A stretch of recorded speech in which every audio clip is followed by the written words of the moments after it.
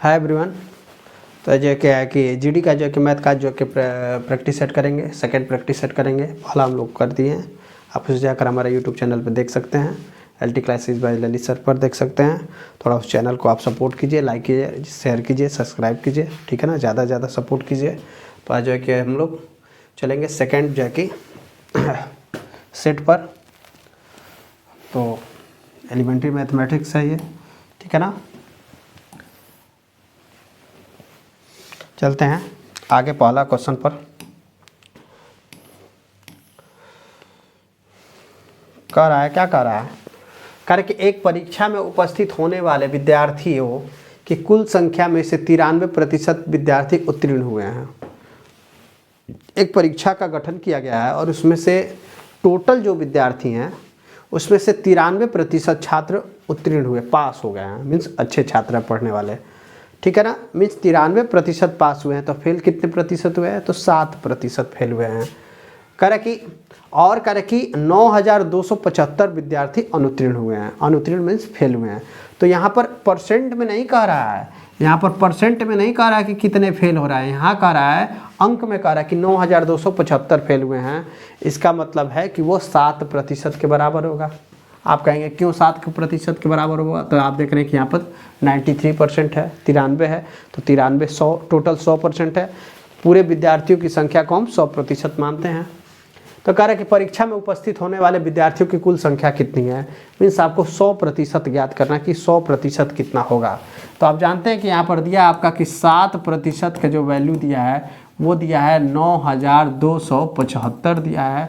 तो आप यहाँ पर 100% निकाल सकते हैं डायरेक्ट, ठीक है। हमें डायरेक्ट 100% निकालना है। कितने लोग क्या करेंगे कि 1% निकालेंगे, फिर उसमें 100 से गुणा करेंगे। आप यहाँ डायरेक्ट निकालिए तो हो जाएगा कि 9,275 में 7 गुणा में क्या हो जाएगा 100। जो इतना रहता है वो इधर भी आ जाता है। तो कितना हो जाएगा? 9 से काटेंगे, 7 से काटेंगे तो 7 एकम 7 हो जाएगा, 7 त्रिके 21 हो जाएगा, 7 दूना 14 हो जाएगा, 7 पचे 35 हो जाएगा। गुणा में क्या होगा 100 होगा। तो पीछे जानते हैं कि आप 1 3 2 5 और double 0 13,2500। 13,2500 is the right option, ठीक है। आगे चलिए, सवाल को समझेंगे। आंसर से ज़्यादा इम्पोर्टेंट होता है सवाल को बनाने का तरीका, ठीक है ना। अब इस सवाल को आपको बनाना है।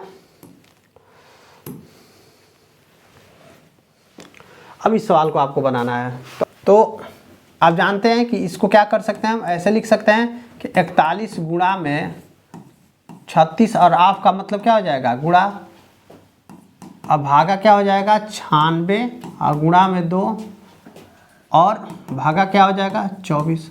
तो आप जानते हैं कि हम इसको ऐसे भी लिख सकते हैं। इसको लिखने का तरीका ऐसे भी हो सकता है। समझ में आ रहा है ना। तो आप काटेंगे 12 बार में, 12 अट्ठे 96। तो इस टोटल के जगह पे कितना आ गया 8 आ गया। कितना आ गया 8, ठीक है ना। अब भागा में 8 हो गया। तो फिर इसको हम क्या कर सकते हैं, ऐसे कर सकते हैं कि 41 गुणा में क्या कर सकते हैं 36 गुणा में 4 अब भागा में क्या हो जाएगा 8 हो सकता है।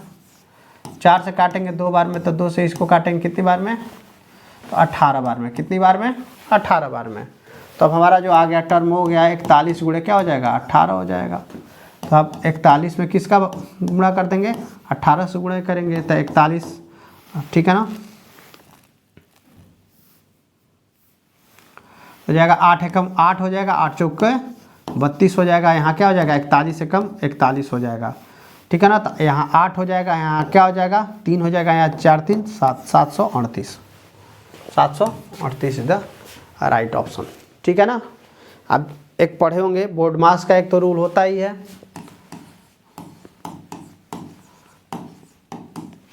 Bracket of division multiplication addition और सब्ट्रैक्शन। और एक हम लोग के हिंदी में कहावत कहा जाता है कि का को पहले काटिए, का को पहले काटिए ता पीछे 2 भाग गुणा करो धन जोड़ के ऋण को लियो घटाए। तो सबसे पहले ऑफ का हम लोग सॉल्व करते हैं, ऑफ को सॉल्व करते हैं। आगे चलते हैं नेक्स्ट क्वेश्चन पर।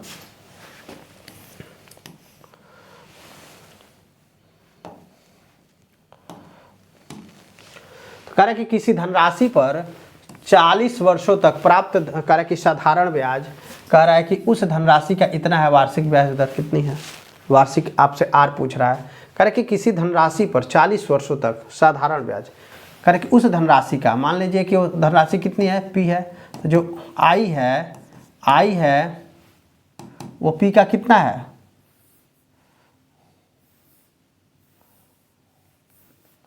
आई जो है वह पी का कितना है, 2/5 है। तो पी यहाँ चला आएगा, हमारा हो जाएगा आई बटा पी इजकल टू हो जाएगा 2/5, मतलब पी कितना है हमारा 5, तो आई कितना है 2। तो आप जानते हैं कि आई बराबर क्या होता है, पी आर टी बाई 100 होता है।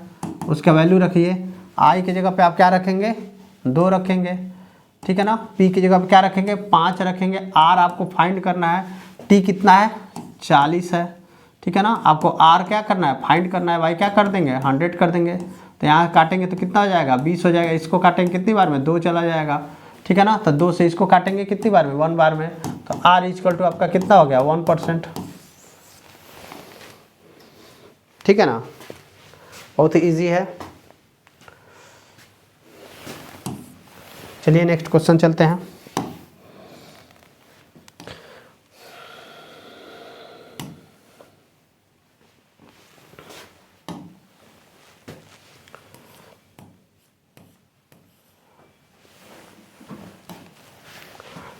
कह कि आर एक काम को 90 दिनों में पूरा कर सकता है, कुल काम का कितना प्रतिशत कह रहा है कि काम आर द्वारा 45 दिनों में पूरा किया जा सकता है।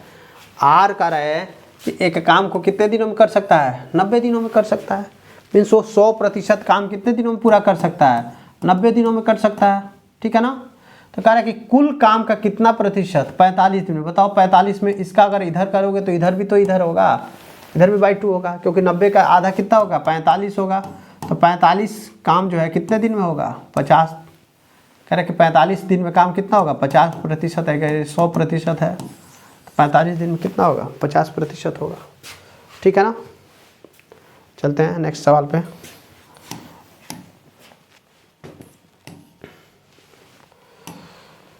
कह रहा है कि एक विद्यार्थी ने एक परीक्षा में 75 अंक प्राप्त किया है और उसे 60% अंक प्राप्त करने वाले दूसरे विद्यार्थी के अंक से 30 अंक अधिक प्राप्त हुए हैं। अगर वो 75% प्राप्त किया है तो 60% अंक प्राप्त किया है कोई अन्य विद्यार्थी है, उसके तुलना में उसको 30 अंक ज़्यादा प्राप्त हुए हैं। मीन्स यहाँ वही जो पहले सवाल हम लोग पढ़े थे, प्रतिशत का अंतर जो है यहाँ अंक में दे दिया गया है। मीन्स प्रतिशत का अंतर कितना है 15% है, 15% अधिक पाया है। लेकिन यहाँ पर हमें बताया कि कितना अंक प्राप्त किया है वो एक्स्ट्रा में। यहाँ अगर प्रतिशत में वो 15 अधिक है तो यहाँ अंक में वो 30 अंक अधिक है। मीन्स 15% जो है कि हमारे 30 अंक के बराबर है। तो हमसे क्या पूछ रहा है कि परीक्षा के अधिकतम अंक कितने हैं। तो अधिकतम अंक कितने हैं, तो 100% के बारे में हमसे पूछा जा रहा है। तो 100% अंक बराबर हो जाएगा कि 30/15 गुणा में क्या होगा 100 होगा।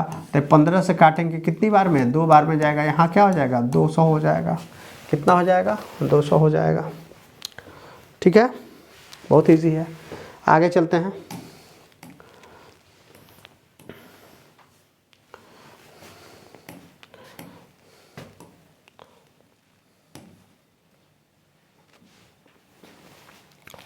आगे है कि चक्रवृद्धि ब्याज वार्षिक रूप से करे कि संयोजित पर रखी गई है। एक धनराशि करे कि 10 वर्षों में स्वयं की दोगुनी हो जाती है। देखो 10 वर्षों में क्या हो रही है, स्वयं की दोगुनी हो जा रही है, ठीक है ना। 10 वर्षों में स्वयं का 2 गुना हो जा रहा है, 2 टाइम्स हो जा रहा है। करे कि वह समय ज्ञात कीजिए जिसमें धनराशि क्या हो जाएगी, स्वयं की 4 गुनी हो जाएगी। तो अब 4 को हम 2 के रूप में कैसे लिख सकते हैं, तो 4 को लिख सकते हैं 2 का स्क्वायर। क्या कर सकते हैं 2 का स्क्वायर। इसी 2 का यहाँ मल्टीप्लाई किया जाता है, 10 गुणे में क्या हो जाएगा 20 वर्षों में वह क्या हो जाएगी 4 गुनी हो जाएगी। 20 वर्षों में वो क्या हो जाएगी 4 गुनी हो जाएगी। समझ में आ रहा है ना। अगर 10 वर्षों में वो 2 गुनी हो रही है तो कितने वर्षों में 4 गुनी हो जाएगी। मीन्स ये 2 का क्या हो जाएगा 2 और इसकी का यहाँ से क्या हो जाएगा मल्टीप्लाई हो जाएगा, 10 गुणा में क्या हो जाएगा 2 हो जाएगा, ठीक है ना। आगे चलते हैं।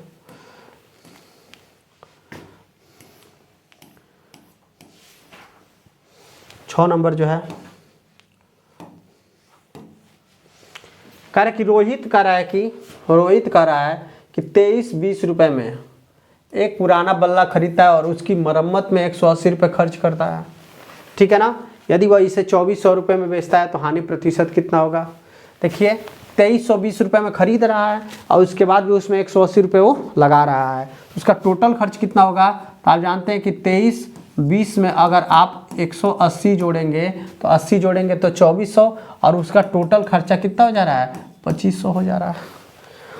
और आप जानते हैं कि प्रतिशत निकालना हो तो टोटल हमेशा क्या होगा, नीचे 2500 रुपये खर्चा कर रहा है तो उससे कितने की हानि हो रही है, 2400 रुपये में वो क्या कर रहा है, बेच रहा है। तो टोटल खर्चा किया 2500 का, बेचा कितना 2400 में, हानि कितने की हुई, 100 रुपये की हुई। कितने पर हुई, 2500 में। 2500 रुपये इन्वेस्ट किया, 2400 में बेचा, 100 रुपये की हानि हुई। और कितने पर हुई, टोटल हुई, कॉस्ट प्राइस CP पर हुई, गुणा में क्या हो जाएगा, 100 हो जाएगा। तो आप जानते हैं कि यहाँ से यहाँ क्या हो जाएगा, कट जाएगा। अब 25 चौके 100 कितना हो जाएगा, 4%। उसे 4% का नुकसान होगा, झेलना पड़ेगा, ठीक है ना। चलिए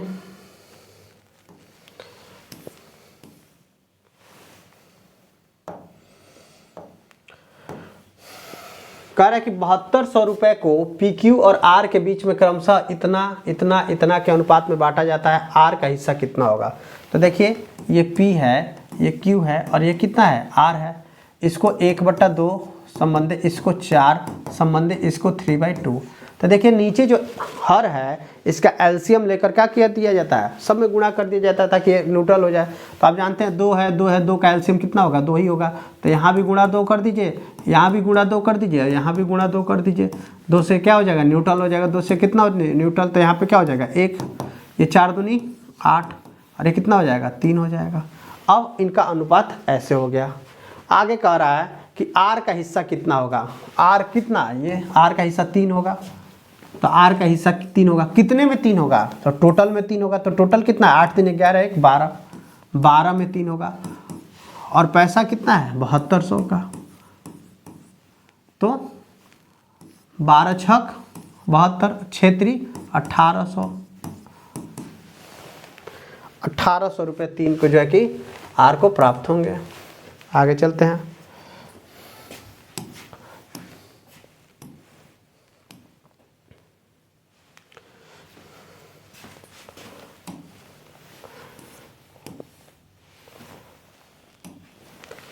कह रहे कि 2 रेलगाड़ियां समान चाल से विपरीत दिशा में चल रही हैं, ये भी और ये भी विपरीत दिशा में। यदि प्रत्येक रेलगाड़ी की लंबाई कितनी है, 320 मीटर है और वे 18 सेकंड में एक दूसरे को क्या कर लेती हैं, पार कर लेती हैं। तो कह रहा है कि प्रत्येक रेलगाड़ी की क्या कीजिए, चाल निकालिए। आप जानते हैं कि जब दोनों रेलगाड़ी एक दूसरे को पार कर रही है तो टोटल लंबाई कितना हो जाएगा, 320 और प्लस का 320, ठीक है ना। टोटल लंबाई इतना होगा, ठीक है ना।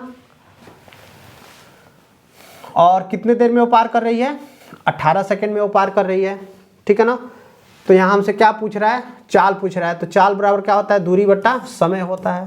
चाल बराबर क्या होता है, दूरी बट्टा समय हो रहा है। तो यहाँ हो जाएगा, कितना हो जाएगा, 64 हो जाएगा।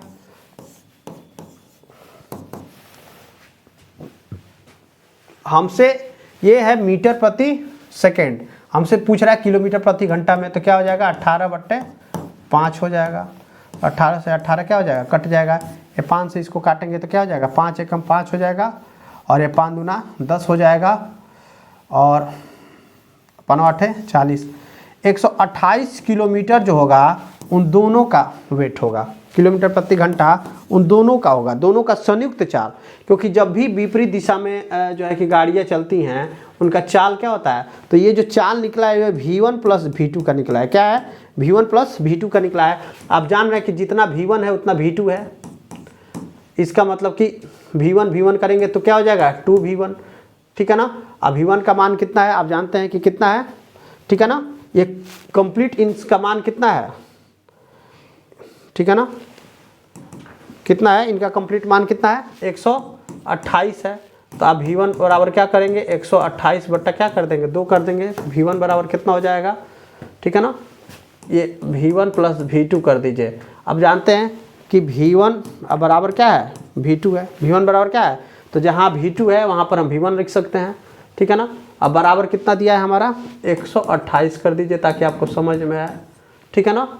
तो V2 की जगह पे भी V1 कर दिए तो 2V1 कितना हो गया, 128 हो गया। तो V1 बराबर कितना हो जाएगा, तो 2 6 12 और 2 चौक को 8, 64 कितना हो जाएगा, 64 किलोमीटर प्रति घंटा एक रेलगाड़ी की चाल हो जाएगी।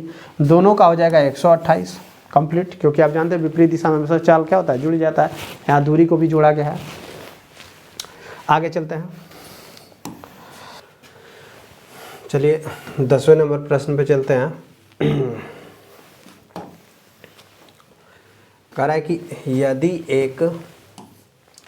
यदि एक आयत की लंबाई में 14.28% की वृद्धि कर दी जाए तो क्षेत्रफल को अपरिवर्तित रखने के लिए इसकी चौड़ाई में कितने प्रतिशत की जो है कि घटाई जानी चाहिए, इसकी चौड़ाई कितने प्रतिशत घटाई जानी चाहिए। तो आप जानते हैं कि कितना कम किया गया है, तो आप जानते हैं कि यहाँ x plus y plus x into y by 100 का फार्मूला लगेगा। तो यहाँ हो जाएगा कि 14.28% घटाई गई है माइनस x% और घटा दी जाए, तो ये प्लस है और ये माइनस है, तो यहाँ पे क्या हो जाएगा, माइनस का 14.28 मल्टीप्लाई बाई एक्स बाई 100, ठीक है ना। 14.28% घटाई गई है और x% घटाई जाए तो ये टोटल हमारा निकलेगा, ठीक है ना। इसको सॉल्व करेंगे तो यहाँ कर लेंगे तो इसका 100 से गुणा कर लेंगे तो ये हो जाएगा आपका 1428 हो जाएगा। ये 100 का गुणा करेंगे तो 100x हो जाएगा, माइनस का कितना हो जाएगा 14.28x हो जाएगा, ठीक है ना। अब पूरा का बटा 100, ठीक है ना। यहाँ 0 मान लीजिए, बराबर में 100 का उधर जाकर गुणा होगा तो क्या होगा, 0 हो जाएगा। तो हमारे पास हो गया इतना। अब देखिए ये माइनस तो जुड़ जाएगा तो हो जाएगा 114.28x बराबर 0। हम लिख सकते हैं इसको कि 114.28x बराबर हो जाएगा, ठीक है ना। तो इसको उधर लेते जाएंगे तो x बराबर हो जाएगा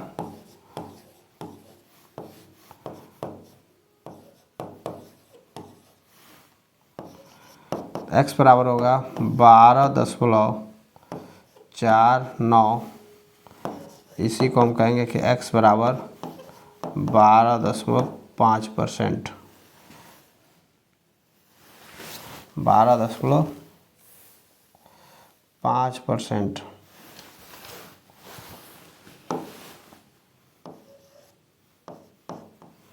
जब 2 अंक होता है दशमलव में, यहाँ वाला बड़ा होता है तो इस पर 1 बढ़ाकर लिख दिया जाता है। तो पीछे देखते हैं कि 5 से बड़ा है, 5 हो या 5 से बड़ा हो तो आगे वाले अंक में 1 बढ़ाकर लिख दिया जाता है। ये आपका ऑप्शन हो जाएगा 12.5%, ठीक है। चलिए नेक्स्ट वाले सवाल पे चलते हैं।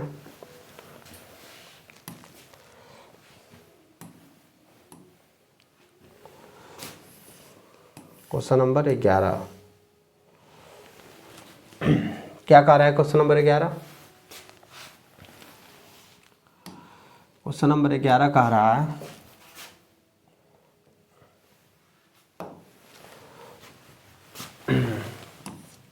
कि 8 दिनों तक काम करने के बाद राखी को पता चलता है कि अभी तक केवल 10% काम पूरा हुआ है।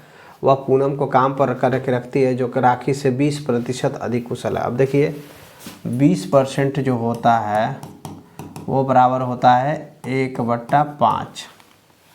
20% को अगर हम भिन्न में करें तो कितना हो जाएगा 1/5। तो जो राखी है कह रहे कि वह पूनम को काम पर रखती है जो राखी से 20% बेहतर है। तो 5 में 1 जुड़ जाएगा तो वो कितनी है 6/5। मीन्स राखी 5 है तो पूनम कितनी है, 6 है। और ऐसे नहीं समझ में आ रहा है तो ये समझेंगे कि अगर राखी 100 है तो वो कितनी है, 120 है। तब भी अगर आप 120/100 करेंगे तो यही आएगा। समझ में आ रहा है ना, तो ध्यान देंगे। ये राखी है और ये क्या है, पूनम है। ठीक है ना, कह रहा कि शेष काम को पूरा उन्होंने करा कि, ठीक है ना। तो ये 5 काम एक दिन में कर सकती है और एक दिन में कितना काम कर सकती है, 6 काम कर सकती है। ठीक है ना, तो राखी 5 काम, तो 8 दिनों तक काम की है। ठीक है ना, राखी कितने दिन तक काम की है, 8 दिन तक काम किए। तो एक दिन में 5 काम कर सकती है, एक दिन में 6 काम कर सकती है, ये क्षमता है इनका। तो 8 दिन में राखी कितना काम करेगी, तो राखी 8 दिन में जो काम करेगी तो 8 गुणा में 5 बराबर वो 40 काम करेगी। और वो 40 काम करने के बाद उसको भी पता चलता है कि अभी सिर्फ 10% ही कार्य पूरा हुआ है। मीन्स ये 40 जो काम है वो 10% के बराबर है, 40 काम। ठीक है ना, तो कह रहा है कि शेष काम को पूरा करने में उन्हें कितना दिन लगेगा। तो शेष काम कितना है, तो 90% काम बाकी है। तो 90% काम कितना हो जाएगा, तो 40/10 गुणा में 90 हो जाएगा। ठीक है ना, 360 काम बाकी है अभी, 360 काम बाकी है। अच्छा, एक दिन में ये 5 काम कर सकती है, एक दिन में 6 काम कर सकती है। तो दोनों मिलकर कितना काम कर सकते हैं एक दिन में, तो 5 + 6 बराबर 11 काम कर सकते हैं। तो 11 की दर से 11, अगर एक दिन में 11 काम करे तो 360 काम करने में कितना दिन लगेगा, बट्टा 11। यही आपका क्या हो जाएगा, आंसर हो जाएगा 360/11। ठीक है, आगे चलते हैं नेक्स्ट पे।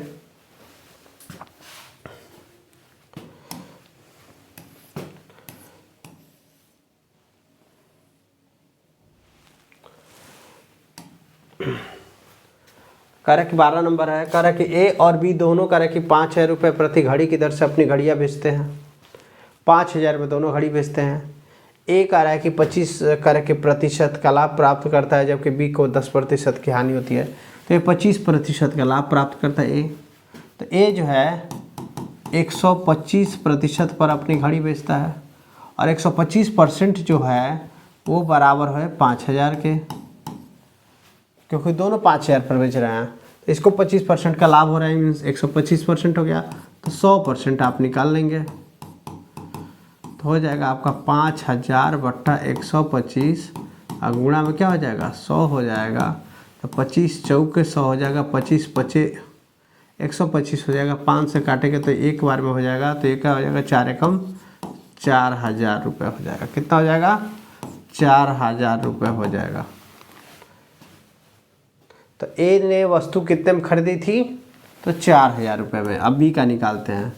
तो बी कह रहा है कि बी को कितने का हानि हो रहा है, 10% का हानि हो रहा है। इसका मतलब इसको 90% ही मिल रहा है।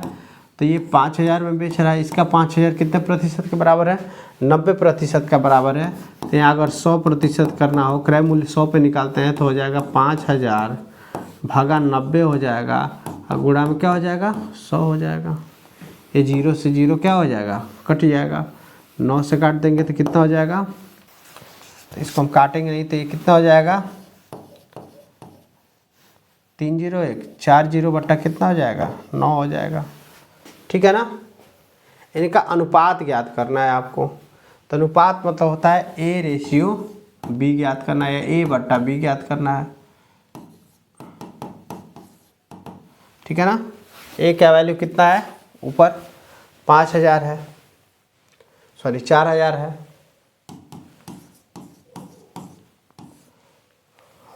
बी का कितना है,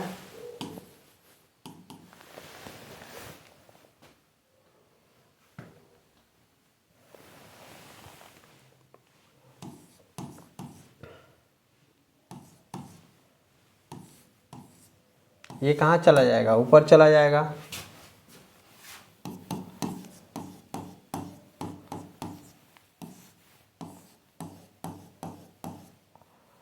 3 जीरो से 3 जीरो कट गया, 4 नवा 36/50।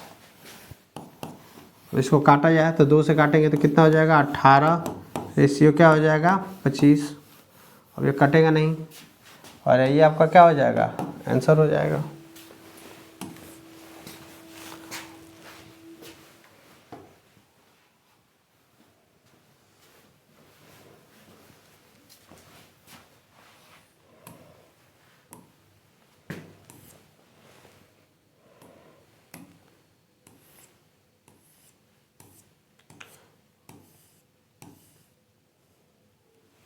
तेरह नंबर सवाल पे चलते हैं।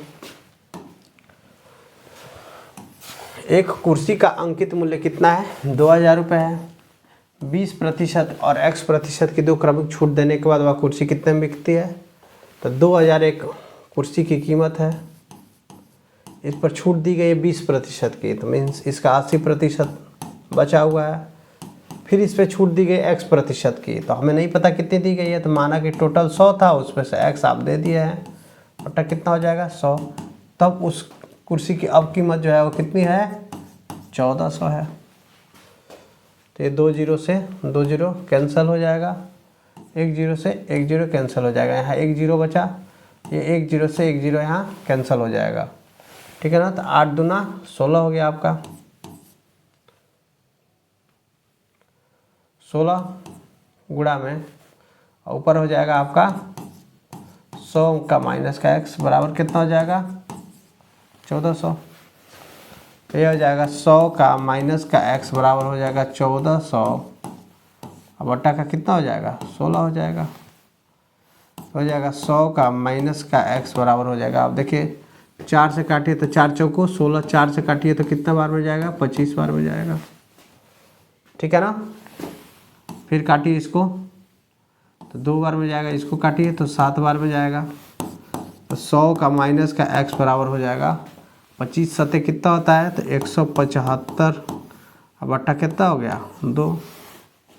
अभी 100 को उधर ले आइए, इसको इधर लेते आइए, तो हो जाएगा 100 का माइनस का 175 बट्टा 2, अब बराबर का क्या हो गया x। इसको सॉल्व करेंगे तो कितना हो जाएगा 200 माइनस का 175 बट्टा का 2, तो कितना हो जाएगा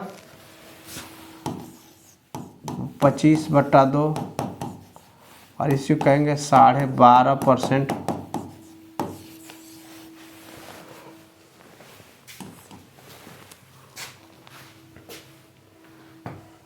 ठीक है,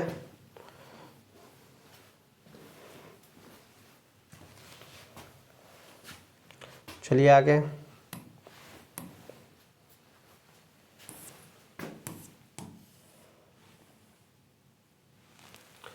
तेरह नंबर सवाल है कि एक क्रिकेट टीम में 7 पुरुषों की आयु है, इतनी है, उनकी औसत आयु कितनी होती है। तो आप जानते हैं कि एवरेज बराबर क्या होता है, एवरेज बराबर होता है, सबको जोड़ दीजिए 26 plus 25 plus 21 plus 29 plus 24 plus 28 plus 22 बटा कितना हो जाएगा, कितने लोग हैं 7, ठीक है ना। अब देखिए ये 26 है, ये 24 है, 26 में 4 जोड़िए तो 30 20 क्या हो जाएगा 50 हो जाएगा,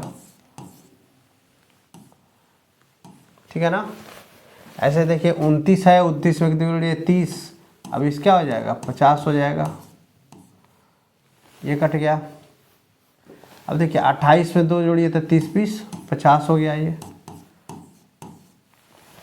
ठीक है ना। अब बचा आपका कितना 25 बट्टा कितना हो जाएगा 7। अब देखिए 150 और 25 कितना होता है 175 बट्टा कितना हो जाएगा 7 हो जाएगा, कितना होगा 7 हो जाएगा। इसको काटेंगे तो कितना हो जाएगा 7 दूना 14, 7 बचे 35, 25 ईयर। एवरेज सबका औसत आयु कितना निकला है? 25 साल। ठीक है, आगे चलते हैं।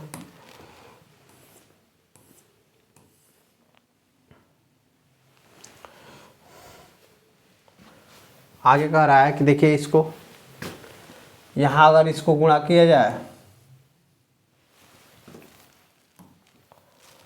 यहाँ अगर इसको गुणा किया जाए तो ये हो जाएगा 25, यहाँ इसको भाग देंगे तो ये हो जाएगा 22, यहाँ इसको जोड़ देंगे तो ये हो जाएगा 40। तो मेनली हमको हो गया 40 गुणा में 22 और गुणा में कितना हो गया 25। 25 का 4 बार गुणा करेंगे तो 100 हो जाएगा, एक जीरो पीछे लग जाएगा, गुणा में क्या हो जाएगा 22, 22 से कम 22 हो जाएगा, पीछे 3 जीरो आ जाएगा। ठीक है,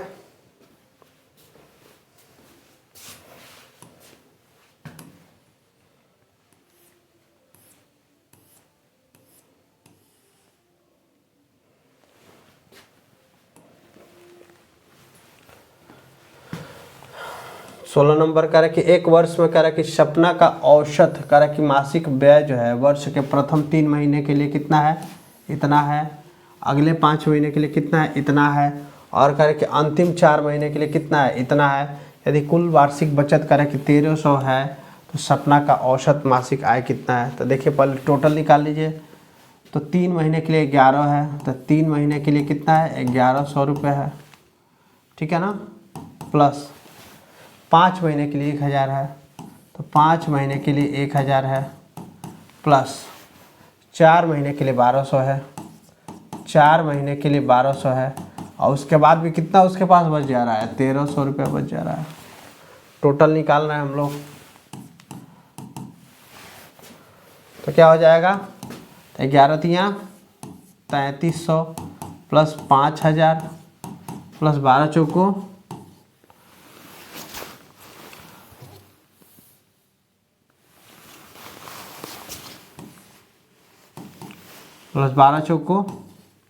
4800 और प्लस क्या हो जाएगा 1300।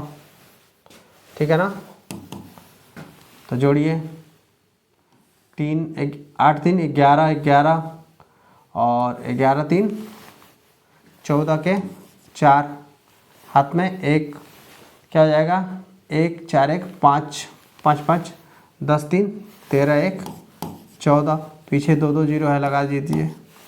ठीक है ना, तो ये 1 साल में उसकी टोटल इनकम है। तो अगर 1 महीने का इनकम निकालना होता है इसे क्या करेंगे 12 से भाग दे देंगे। 12 12 हम जो कितना होता है 144 होता है, पीछे 2 जीरो है, 1200 रुपये उसका पर मंथ है, 1200 रुपये उसका पर मंथ आ रहा है इनकम। ठीक है, आगे चलिए।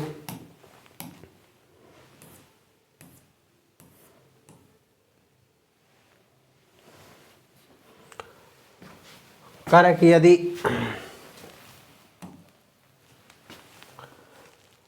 यदि m रेशियो n है 9:6 है तो इसका मान बताइए। तो आप देखिए यहाँ पर m की जगह पे क्या रखें, m का वैल्यू क्या हो जाएगा 9 हो जाएगा, n का वैल्यू क्या होगा 6 होगा। तो यहाँ पर रखिए आप 9 रखिए, 9 + 6 रेशियो है 9 - 6, 9 6 कितना होता है 15, और 9 में से 6 जाएगा तो कितना होगा 3, 3 से काटेंगे तो क्या हो जाएगा 5 संबंधे 1 हो जाएगा। इतना आसान क्वेश्चन दे रहा है।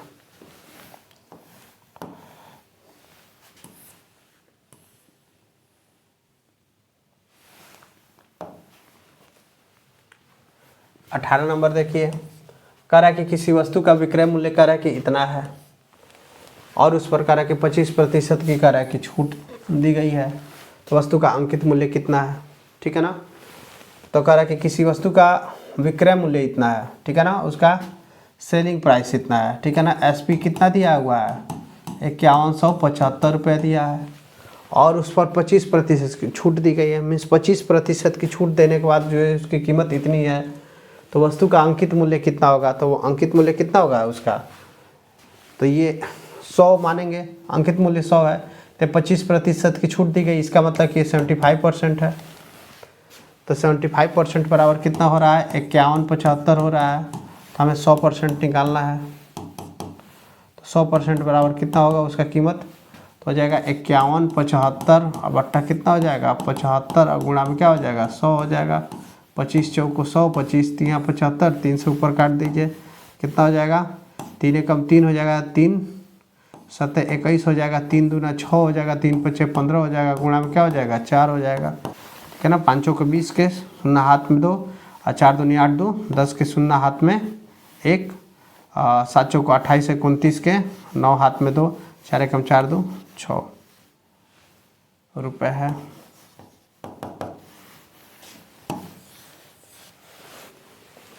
Option number 1।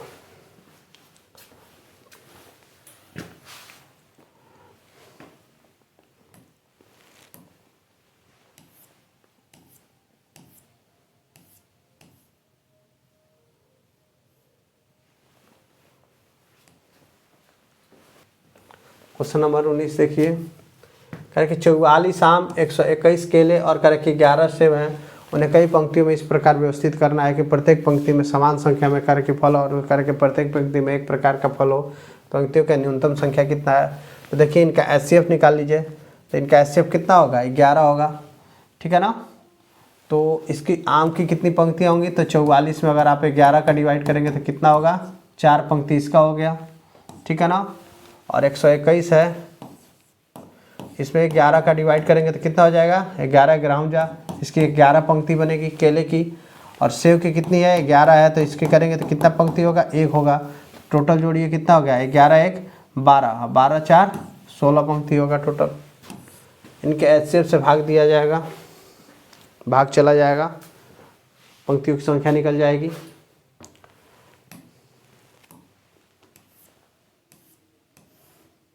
फाइंड कीजिए वैल्यू।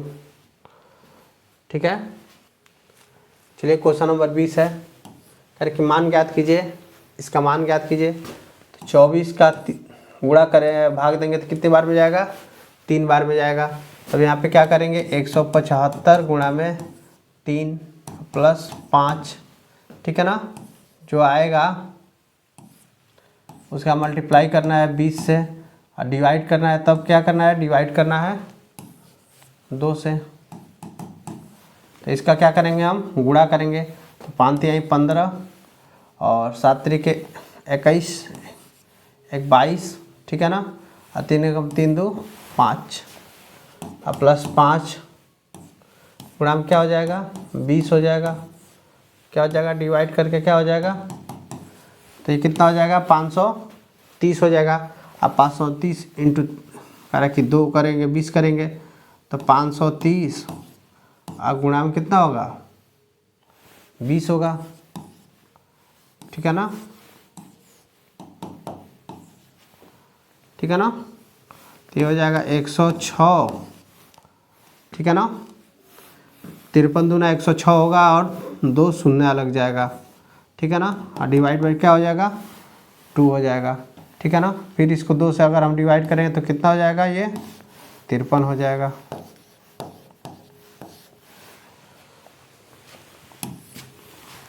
ठीक है ना, तो आज जो है कि मैथ का भी सवाल हो गया। ठीक है ना, और ऐसे ही जो है कि थोड़ा सपोर्ट करिए, ज़्यादा से ज़्यादा चैनल को लाइक कीजिए, सब्सक्राइब कीजिए, शेयर कीजिए। ठीक है, जय हिंद जय भारत।